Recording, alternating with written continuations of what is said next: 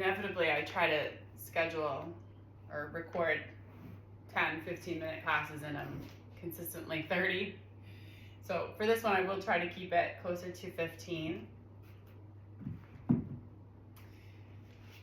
Go ahead and have a blanket or a squishy ball.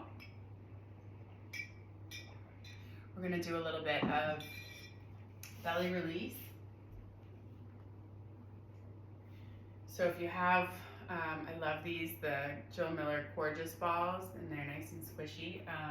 If you don't have a squishy ball, then you can take your blanket and you're gonna fold it up the long way so that it's narrow enough that it'll just kind of tuck right there into the lower belly. That was not the best fold.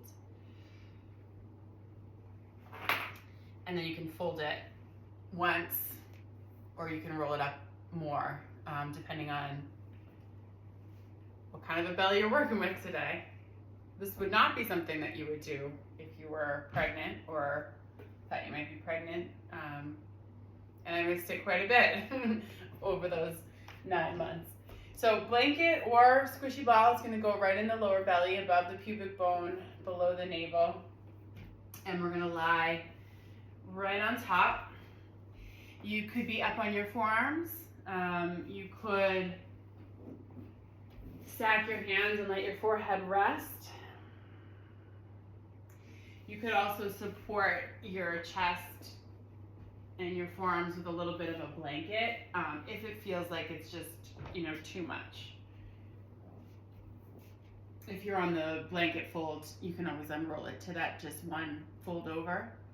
So you want to be in a place where there's the potential to let go and relax into this. If it's so intense that you're just going to brace the whole time, that's not going to be helpful. So do a little bit less in terms of the height under your belly or the width under your belly. And then we're just going to breathe. And that pressure in the lower belly gives you a really nice touch point for sending your breath down into your lower belly and your lower back. So as you breathe in, think about filling up all around that blanket or ball. And as you exhale, see how much you can soften in the belly so that you let the ball sink in.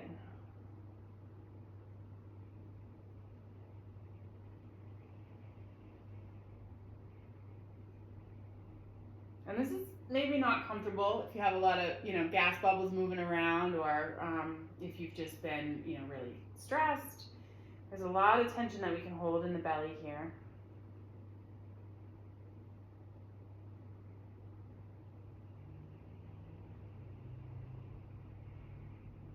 And so maybe on your exhales, you're only able to relax a little bit at a time. You're just working with your body, you're not trying to force it. Just asking the question, could I relax a bit more?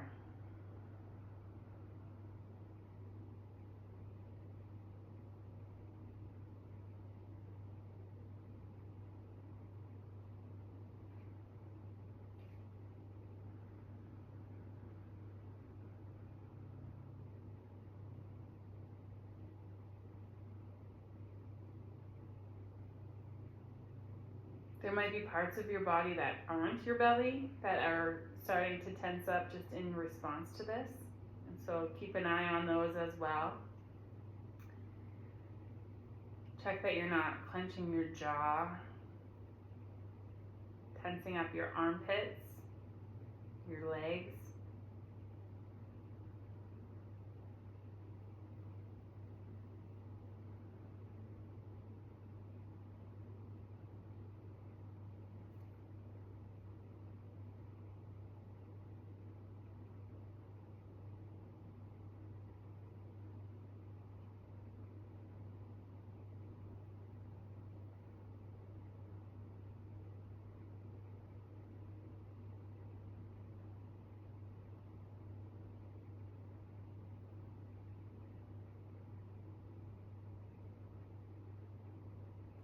sway your hips a bit from side to side.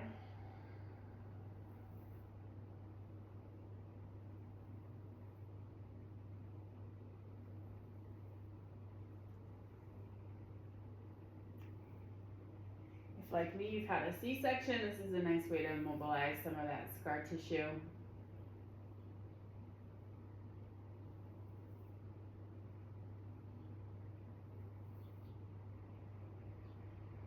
It's also really nice for pain and tension in the lower back.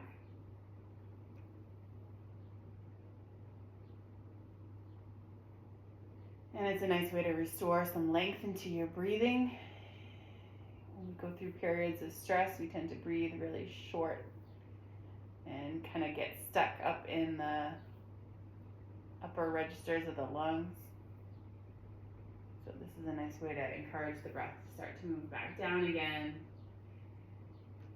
releasing tension in the belly. So go ahead and tuck your right toes under. And you can start to reach back through that right heel as if your right leg starts up in, right around your right rib cage, right up inside right lung. Could you imagine reaching your leg out from there?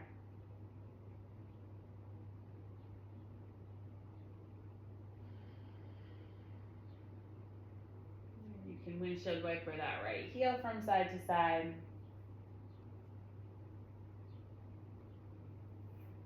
And then let that go, and we'll do the other side. So tuck the left toes under.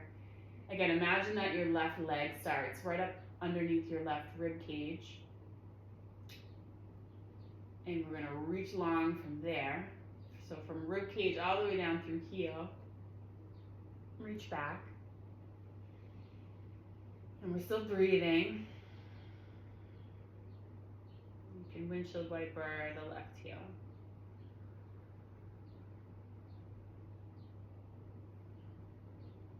And then crawl up onto your forearms. You can let that left leg go.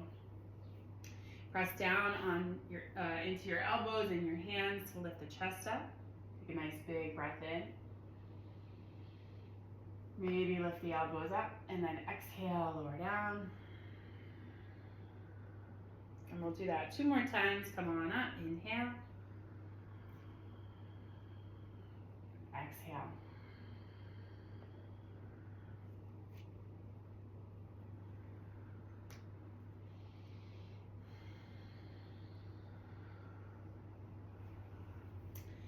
Roll to either side, the ball of the blanket will come out.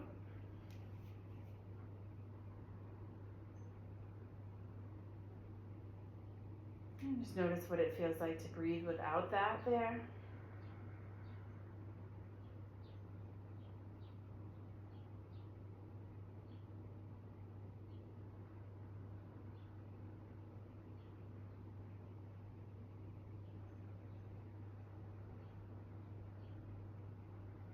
Come back up onto your forearms. Bring your knees closer together. And then we'll bend the right knee and reach back for the right foot. So you're just going to bring that right foot towards your outer right hip, towards your, just outside the right sit bone. So Virasana, frog pose. Could you think about reaching back through your right knee? Again, still imagine that your right leg starts up underneath your rib cage or your lung. And can you reach back and lengthen that leg through the knee?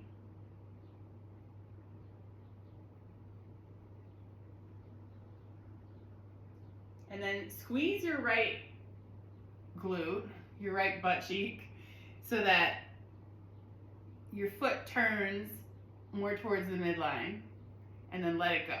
And see if you can bring your foot a little closer to your outer right hip. And we'll do that a couple times. So you're going to engage your right glutes, your right seat. You're going to feel that rotation through the thigh, and then let it go. So as you squeeze your right glutes, you're externally rotating that right thigh bone. So you're going to turn your thigh out, which is going to turn your foot in just because of the way that we had the knee bent. And as you let it go, maybe you're able to bring that foot a little closer to the outer right hip. And at this point, you might be able to turn your right hand around so that the fingertips are facing towards the top of your mat and press down through the heel of the right hand onto that foot.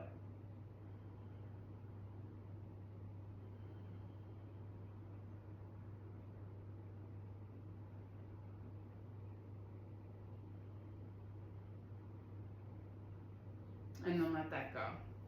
And you can windshield wiper your feet from side to side. Let's take a break in our child's pose. So hips back to the heels. Reaching the arms forward.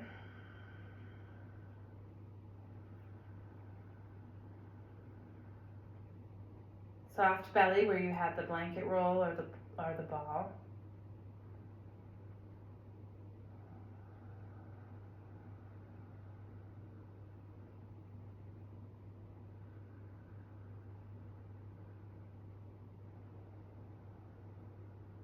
And then we'll come back. We'll do the other side. I'm going to turn just so that you have a visual on my left side. So we're back up onto the forearms. You can maybe walk that right arm over a little bit towards the midline just to help with balance. And knees come together a little closer. We'll bend the left knee. Reach back for that left foot. You can always use a strap here if you can't find the foot with your hand. And then we're just bringing the foot down towards the sit bone. Any amount. And then can you start to grow that left leg long again, just like when we were over the blanket roll, from underneath your left rib cage all the way down through the knee. Find that length.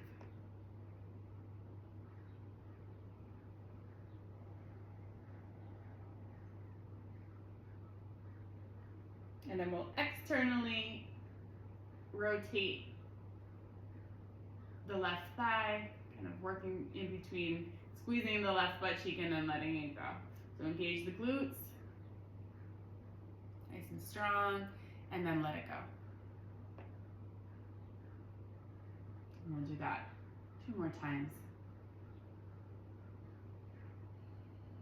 And just kind of toggle in between the two.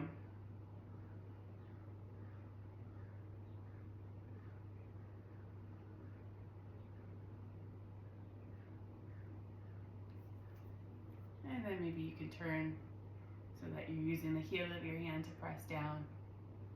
Again, you can be up here for this, depending on how much mobility you have. You could be using a strap for this.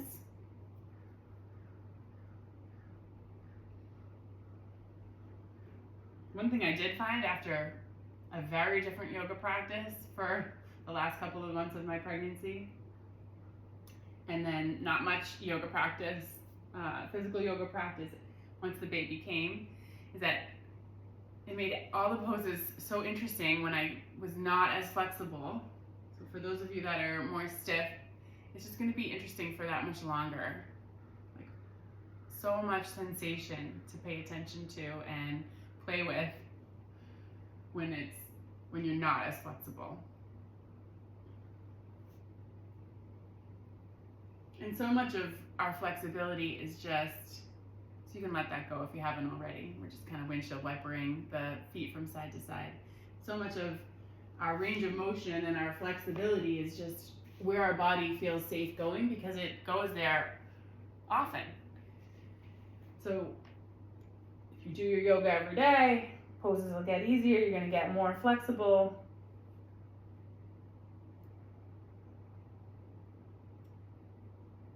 Because your body's like, oh, hey, I know this. It's safe to go there. Not that the goal is to be more flexible, but just to say that when you're not as flexible, it can be a blessing. You get this really fascinating yoga practice. So we're going to take one more pose here. I'm trying to stick to my 15 minutes. I'm doing pretty good. One block on the higher height, one block on the lower height. Bolster or blanket. pillows, couch cushions, whatever you're working with. And then we're going to bring knees together, feet wide. You can roll your calves out of the way. So you're going to find a little rotation there. You might even just kind of tuck your thumbs right up under the backs of the knees and leave them there for a moment or two. Encouraging the muscles of your calves and your thighs to kind of soften a bit. So that can be one way to really help out with any discomfort in the knees as we come into our reclined hero's pose, virasana. You might also just put a folded blanket in that space behind the back of the knee. And you can also elevate your hips on one or many blocks, blankets, pillows, couch cushions, what have you. Knees don't have to stay very close together. They can come out a little wider, just whatever feels more comfortable for your hips, and then we'll come back.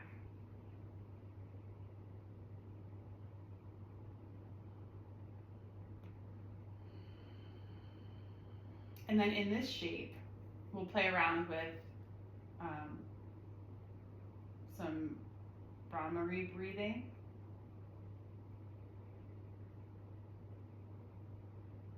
And so all that is humming out your exhale.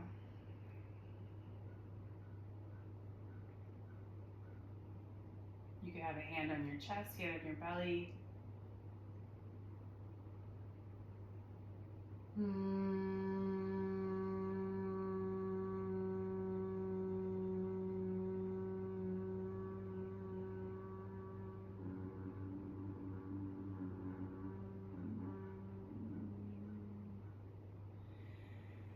Play around with how long you can go with that hum.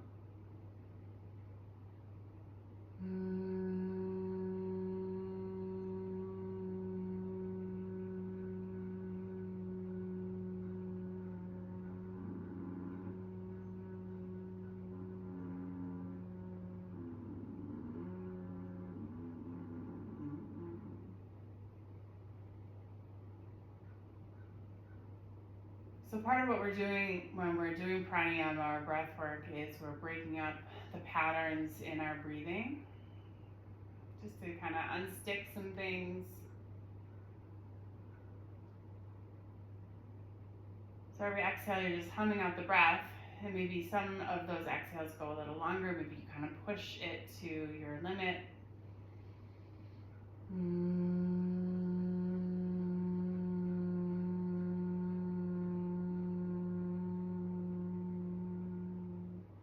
As you continue, just notice how the vibrations feel in the space between your ears and your mouth. See if you can keep the face nice and soft.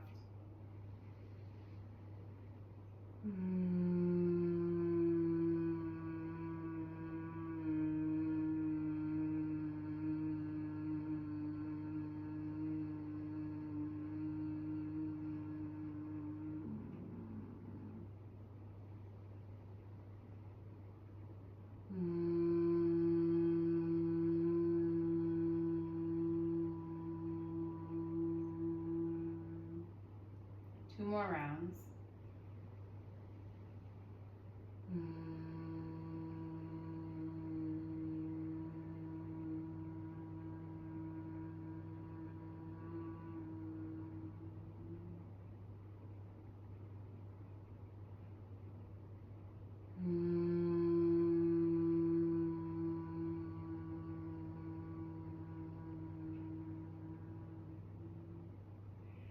And then you can let it go, but as you exhale your next breath, breathe as if you're going to hum, but don't make the sound.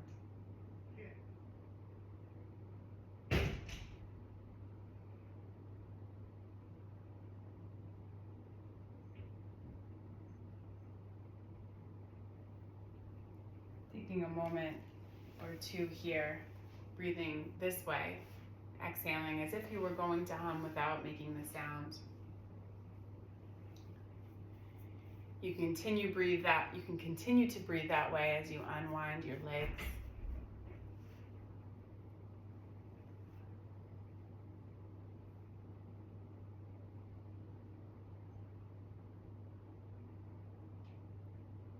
You could choose to shift back into Shavasana here, or you can come up to a seat.